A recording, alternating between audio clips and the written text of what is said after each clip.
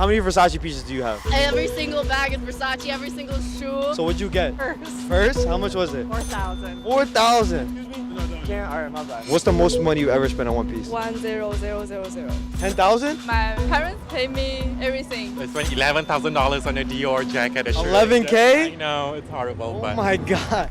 Why do people pay thousands of dollars out of their pocket just to own a bag that is probably not even worth the price? Because a couple of them complimented me on my outfit today, and I just want to say it's not designer. I don't do the designer thing.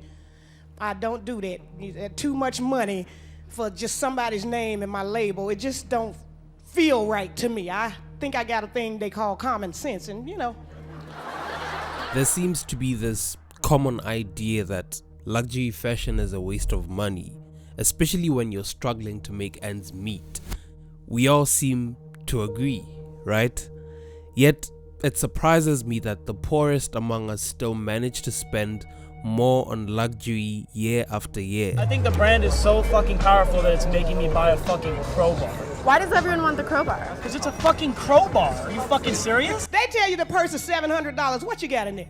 A cell phone? Some keys? Depending on which club you're going to, some liquor? Designer brands for some reason target the poor instead of the rich. They prey on our psychology and exploit our desire for status symbols and luxury goods. Okay, now Chanel, you're in desperate need of Chanel. I want you to imagine just how rich we possibly could be if we didn't spend money on unnecessary designer products. Luxury, as it seems, has become a mere dollar value symbol in the rat race of fast fashion. Luxury has lost its luster. This is a bag. No, wait, it's more than a bag. It's a piece of history. What kind of crap is that? It's a bag. That's all it... Use your common sense. It's a bag. You look good. You look like you have money, but do you actually have money? To most of us, the term luxury fashion probably calls to mind haute couture runways, designer labels, and red bottom shoes. I mean, that's the picture we've all been sold. But where did it all start?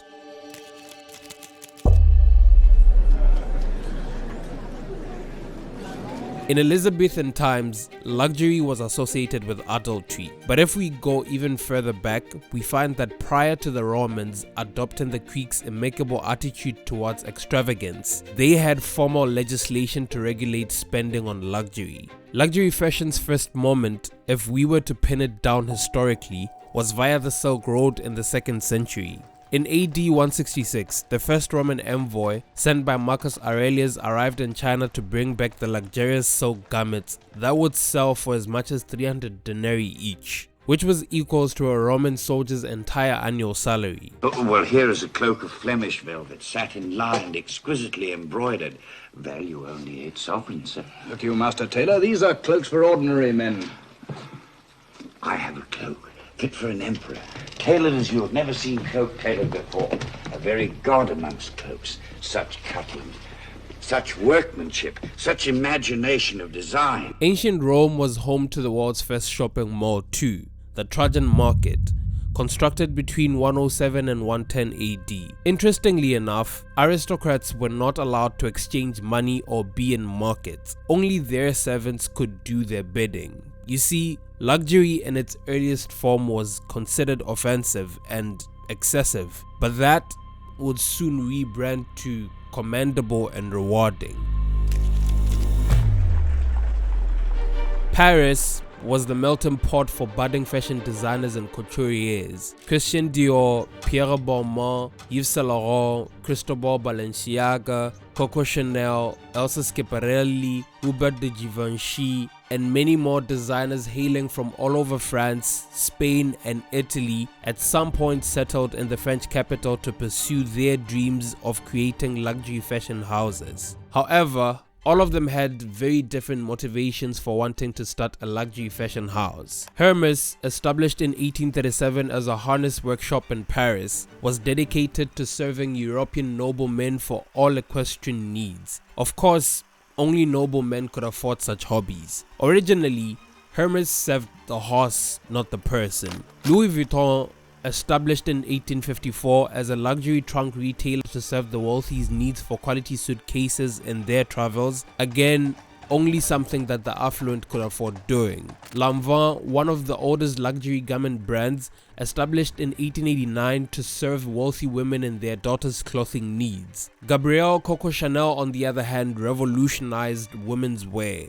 Originally only a hat company, she realized women needed comfortable luxury, not just fashionable luxury. These fashion houses, among others such as Yves Saint Laurent, Dior, Prada and Gucci, originally produced their goods through meticulous, skilled, well-paid labor. Such labor was a marker of quality and craftsmanship, which is why the garments and goods were valued so highly. If that's the case, at what point did the luxury fashion industry evolve, or rather devolve, from a proudly diverse array of family-owned houses into a $157 billion a year mass market whose products now lack exclusivity and in many cases the quality craftsmanship that formed the basis of its prestige? The answer? Very simple.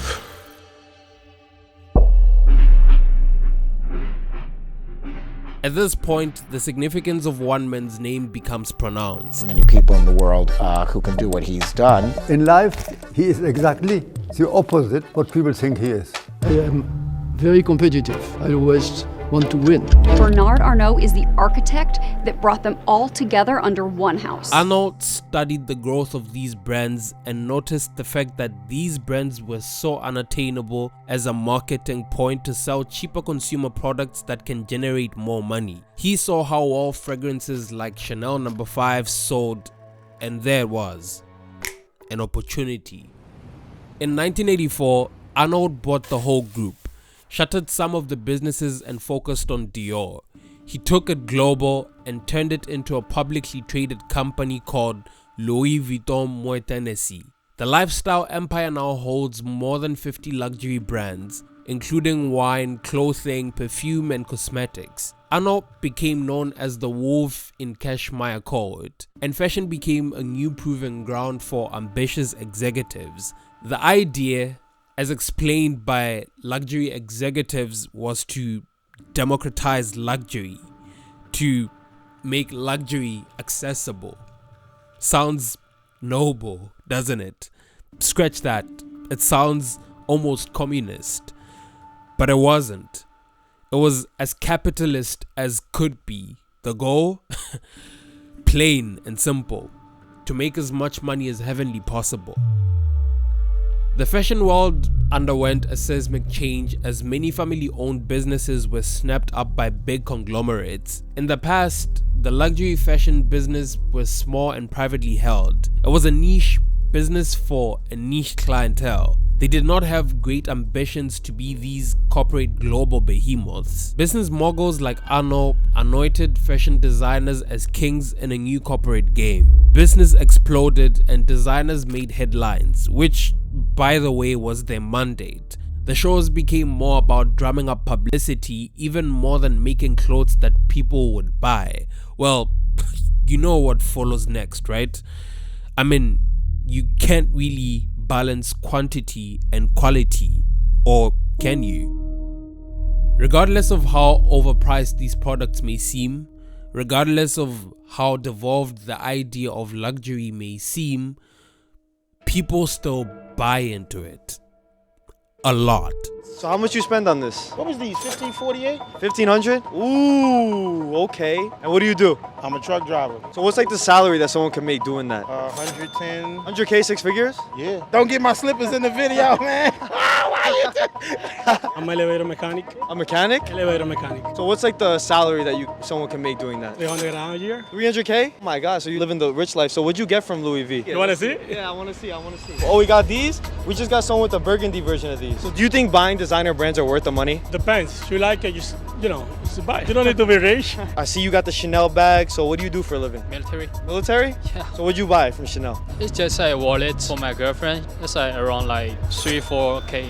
3-4K? Yes. Damn, that's that military money, right? Perhaps I'll never understand what it truly means in our modern day and age to own a luxury product, you'll probably argue that luxury is what it means to you, that luxury is not about quality but a feeling.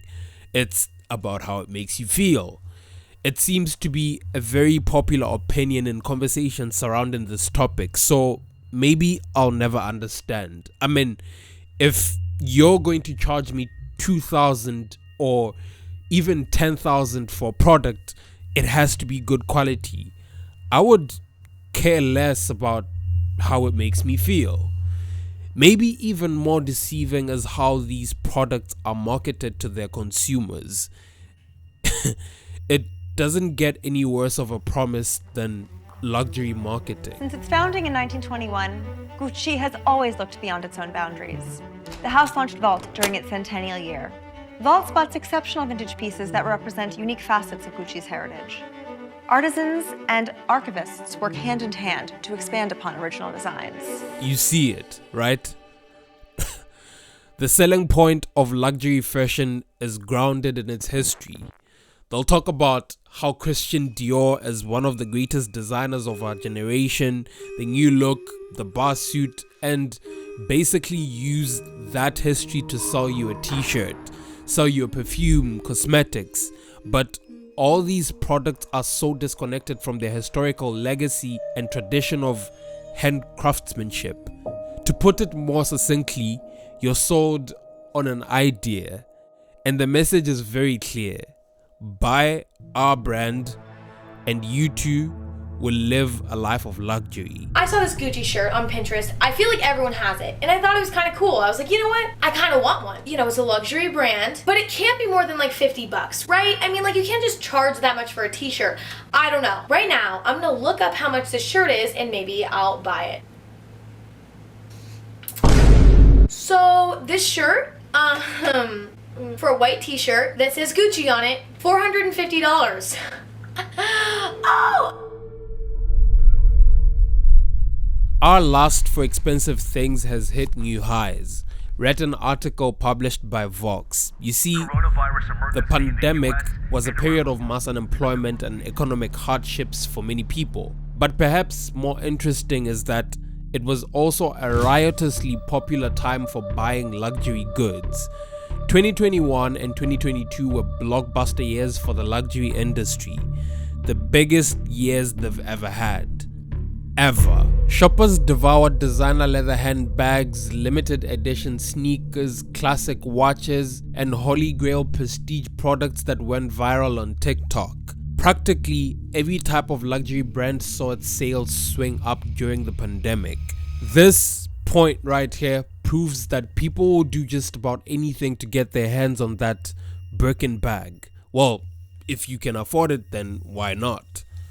But maybe even more disturbing is that most of the clientele is not the uber rich, but your typical low income class folks. Maybe the question we should be asking is why?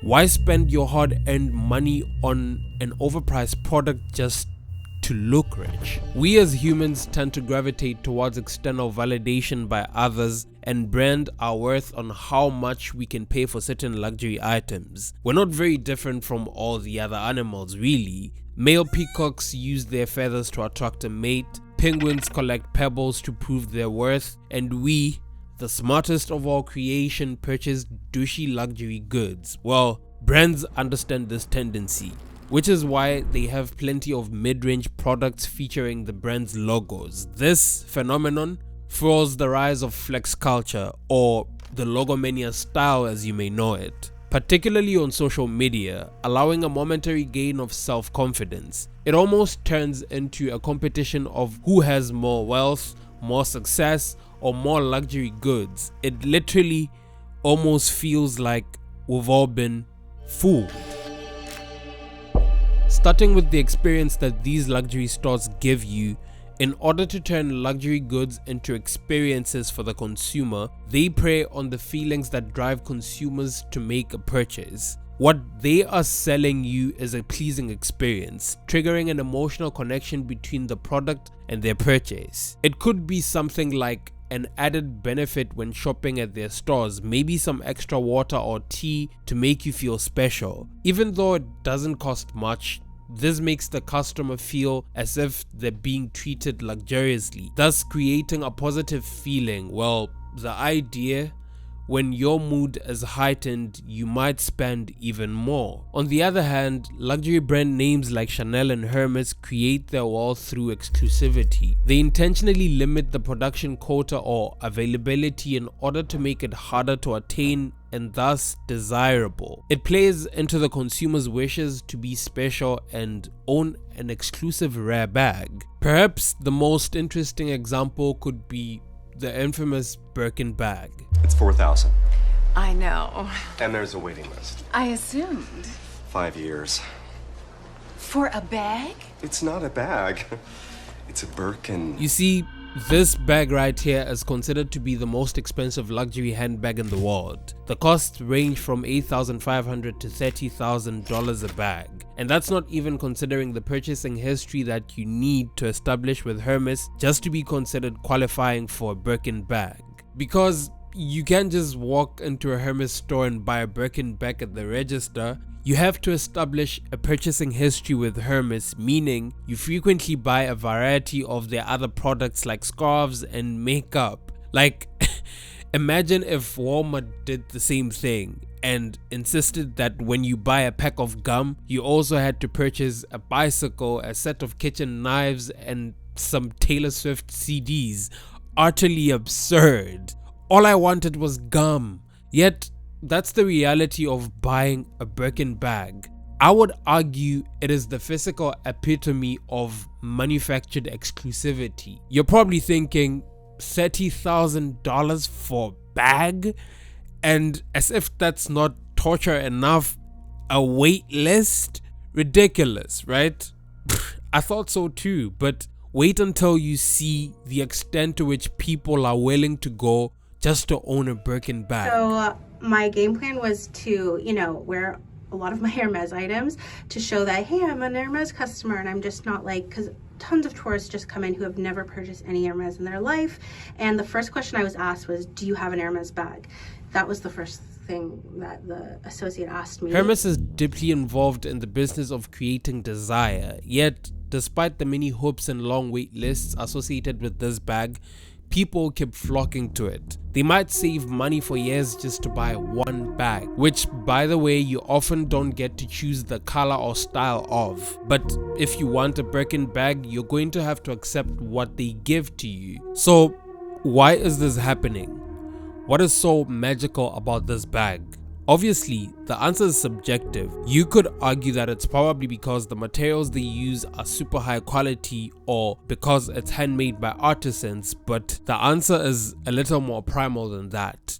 We just want to appear rich. Many low-income individuals can't afford to look poor. It is hard to attract a romantic partner if you look like a loser. It is hard to get a good job if you show up at an interview looking like someone who's never held a job down before. And the more extreme income inequality becomes, the more pressure people feel to create the impression that they've climbed up the social ladder. People who can't afford luxury goods often feel like they can't afford to look as if they can't afford luxury goods. You see, this $625 featureless hat right here from the show Succession sparked conversations around stealth wealth, or as others may refer to it, quiet luxury. What I think about when I think wealth essentially revolves around stealth wealth. When I think about what it truly means to be wealthy, I think about the phrase the millionaire next door. There are nearly 62.4 million millionaires in the world, and I bet many of them you wouldn't even recognize that they're millionaires. Chances are one of them might be your next door neighbor. Unassuming, driving a Honda, shopping at Walmart and H&M, they're not trying to be flashy. They're not out buying the most expensive version of everything because they understand the value of money, the value of being frugal and making more than you spend. Basically, the caricature of the millionaire that we've grown up seeing on TV and now on social media is one that requires $100,000 watches, private jets, and designer brand outfits, but that's not realistic. And you might say, hey, all these celebrities and influencers I see, they're always wearing designer clothes and they're totally rich. And you're right. Dua Lipa wears a lot of Versace, Billie Eilish wears a lot of Gucci, Kim Kardashian wears a lot of Balenciaga. Many of us are first exposed to the designer world through our favorite celebrities. But what we don't see is that behind the scenes, these influencers and celebrities receive so many free products from designer brands to wear because they know it's free marketing. Also, some celebrities like the ones mentioned above have official ambassadorship partnerships with these designer brands. They're paid to constantly wear their stuff. Because of all of this, there's this illusion that designer brand items equate wealth and coolness. It feeds straight into a psychological desire to fit in and be part of an exclusive club, especially one where our peers are our rich and famous idols. It preys on insecurity, and unfortunately, the people most vulnerable to this kind of messaging and insecurity are middle class and lower class individuals. Maybe before you reach for that $1,000 bag, think about the influences that luxury marketing uses. Like, is it really worth it to use all that hard-earned cash for a mediocre bag with a brand plastered onto it? Is it worth it? Anyway, that brings us to the end of the video. Thank you for tuning into today's video. Don't forget to like the video and subscribe, please. So many of my viewers are not subscribed to my channel. But anyway, thank you for tuning in, and please do comment. I would really want to see what other people's opinions are. I'm pretty sure there's a lot of people who don't agree with me, which is totally fine, so long as like you support your ideas. And also there's like a link to buy me a coffee. I mean, if you did enjoy the video, feel free to go ahead and buy me a coffee. It would be really appreciated. Well, it's one of the many ways you could support this channel, but the most important one is subscribing. Anyway, see you in the next video. Peace.